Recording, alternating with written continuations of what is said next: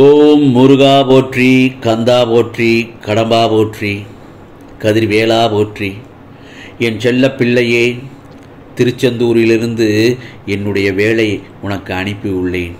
அதை தொட்டுவிடு, உனக்கானது நிச்சயமாக நல்லது நடக்கும். என் செல்ல பிள்ளையே, உறங்கி கிடந்தால் சிலந்தி வலையும் உன்னை சிறை பிடிக்கும்.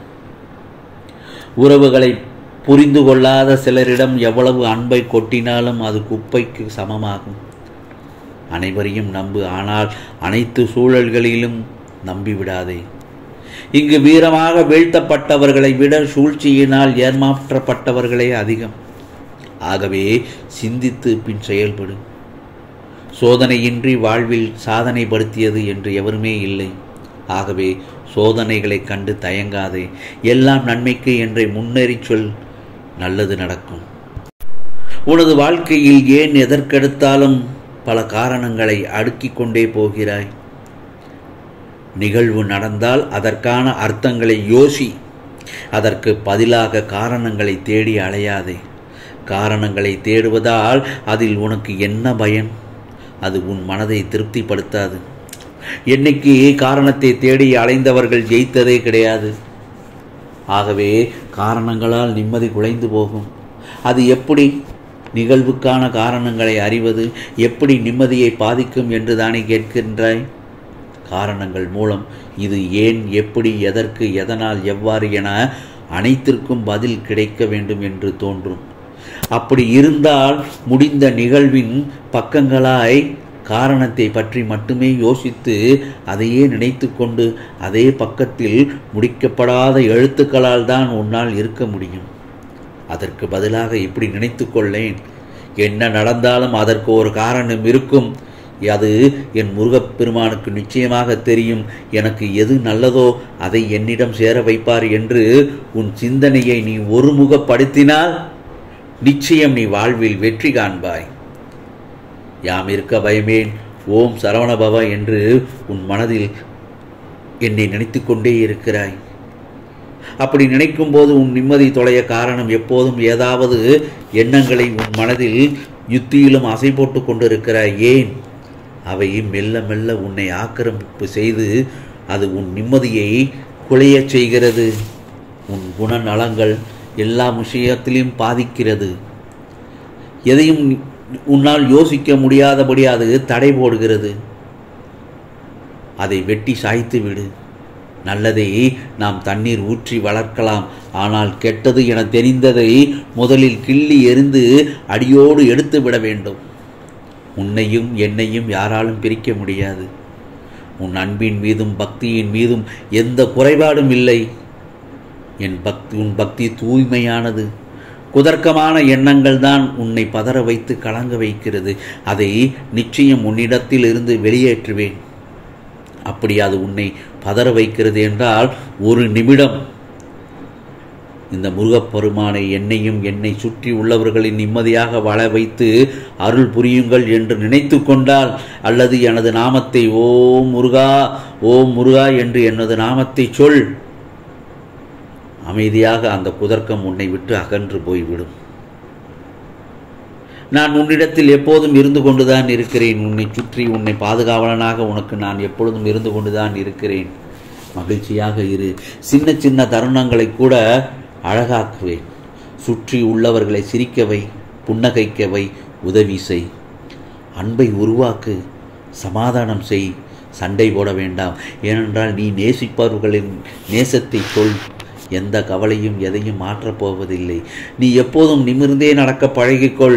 சற்று குனிந்து நடந்தால் இந்த சமூகம் உன் முதுகில் ஏறி குதிரை சவாரியை செய்துவிடும். ஆகவே மன நிம்மதியுடன் வாழ மாற்றக்கூடியதை மாற்றிவிடு. மாற்ற முடியாததை ஏற்றுக்கொண்டு விடு. உதாசீனங்களை எதிர்க்காமல் ஏற்றுக்கொள். உறவுகள் இரண்டு வகைப்படும். அவை ஒன்று அன்பை தரும், அல்லது அனுபவத்தை தரும். நான் சொல்வது சரிதானே என் செல்ல பிள்ளையே? நீ அமைதியாக வாழ விரும்பினால் நீ பார்த்ததையும் கேட்டதையும் எல்லோரிடமும் கூற வேண்டாம். நீ அமைதியாக வாழ விரும்பினால் நீ பார்த்ததையும் கேட்டதையும் எல்லோரிடம் பகிர்ந்து கொள்ளாதே. தனக்கே வலித்தாலும் தன்னை சேர்ந்தவர்களுக்கு வலிக்கக்கூடாது என்று நினைப்பதுதான் உண்மையான அன்பு. வாழ்க்கையில் நீ அழகாக நிம்மதியாக வாழ நினைப்பதை விட அதை மறந்துவிடு. மறதியும் மிக மிக அவசியம் என்பதை புரிந்து கொள்.